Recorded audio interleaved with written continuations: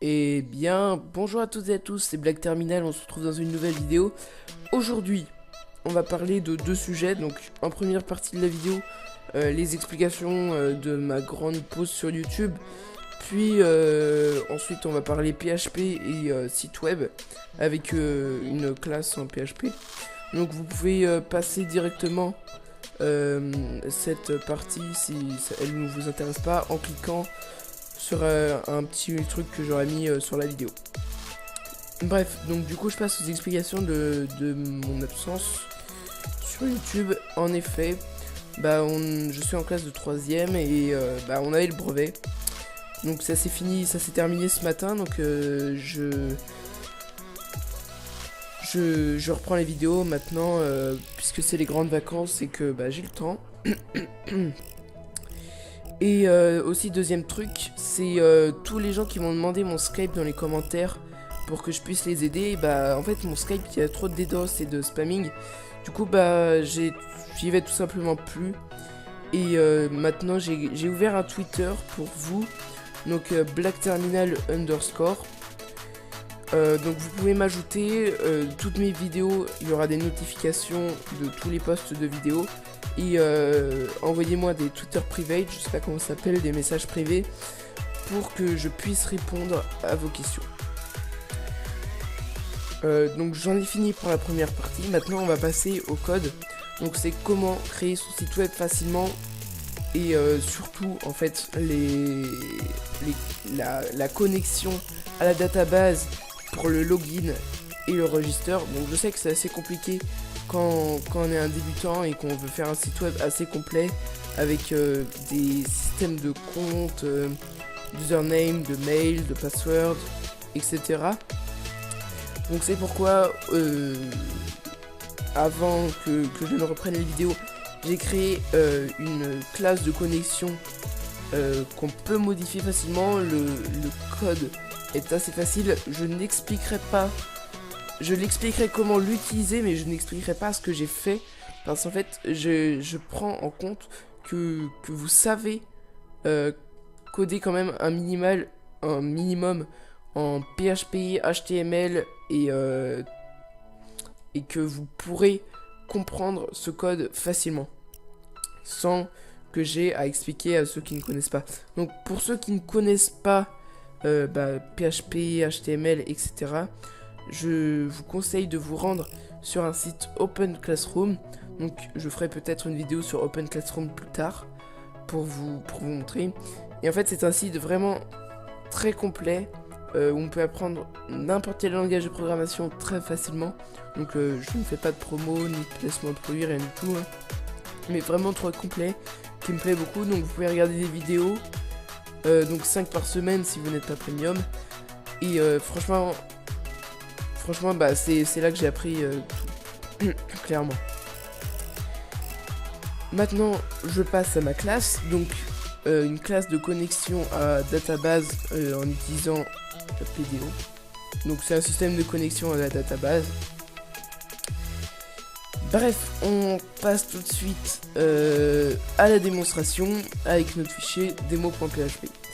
Donc pour l'instant j'ai montré que le PHP, donc sans qu'il y ait le code HTML derrière de la forme. Ça je le ferai après, voilà.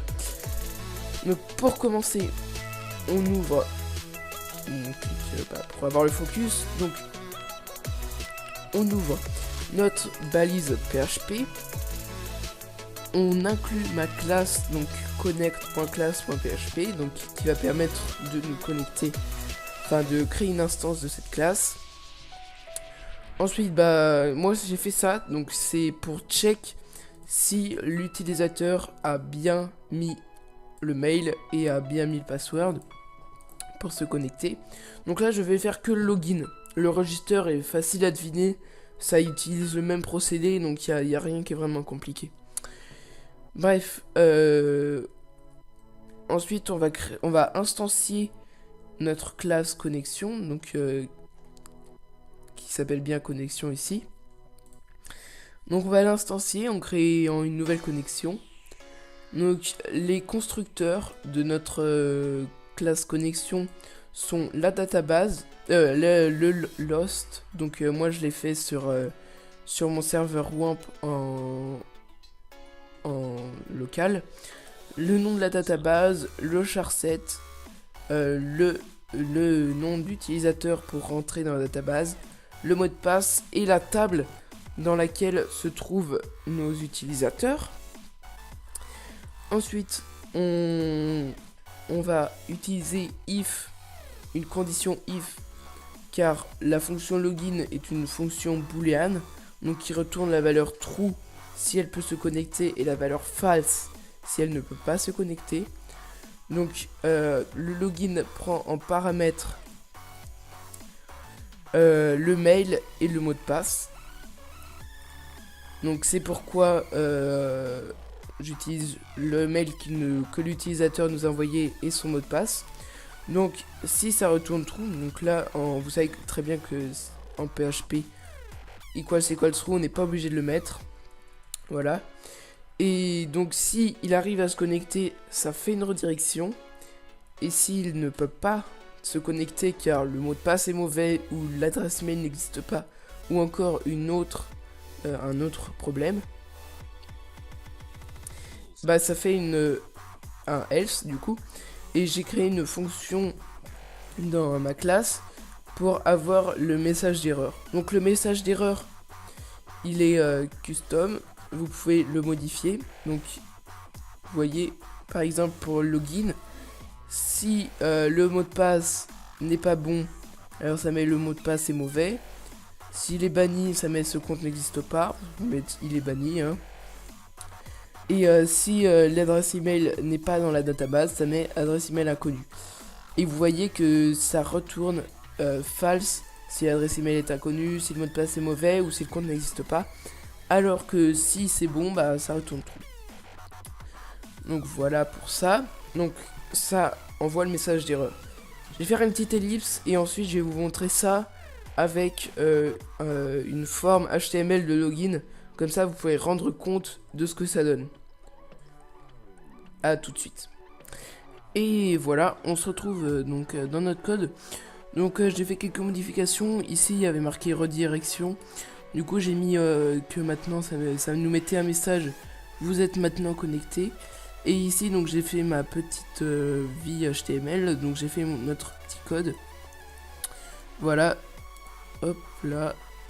Du coup, ce que j'ai fait, c'est que j'ai fait une forme donc, qui agissait sur demo.php en post. Donc ici, name mail, c'est pour le sPost mail et password pour sPost password, gna. Donc ensuite, on va aller voir notre database notre database phpMyAdmin, pardon. Donc on voit ici que on est bien dans la dbname OPCS sur notre table rand. Voilà. Donc j'ai un mail, donc c'est test@test.fr, donc ça n'existe absolument pas. Un username, donc black terminal, et un mot de passe test. Donc on va faire le test. Donc test@test.fr. Pardon. test@test.fr. J'ai la voix qui part, excusez-moi. Et le mot de passe test. Et quand je fais envoyer mon formulaire, ça met vous êtes maintenant connecté. Et si je mettais un mauvais mot de passe, par exemple test 12. Ah, ça m'a pas mis le message d'erreur. Excusez-moi. On va peut-être faire un écho, hop, comme ça. Excusez-moi. Donc test 12, voilà, le mot de passe est mauvais. Ensuite, si je mets par exemple test 1, adresse email inconnue. Et si je mets... C'était quoi l'autre erreur? Oui, c'était si je mets un...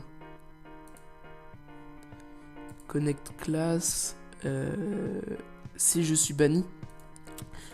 Donc ça, c'est... faut créer un petit onglet banned. Et donc si je mets 1 pour true. Hop. Et que là, j'envoie mon formulaire avec toutes les informations qui sont bonnes. Ça met ce compte n'existe pas. Bien sûr, comme je l'ai dit juste avant, on peut évidemment changer ici ce nom. Donc si je mets par exemple vous êtes banni, voilà, et je refresh la page, ça marque vous êtes banni. Voilà, donc c'est fini pour cette courte vidéo sur ma classe en PHP.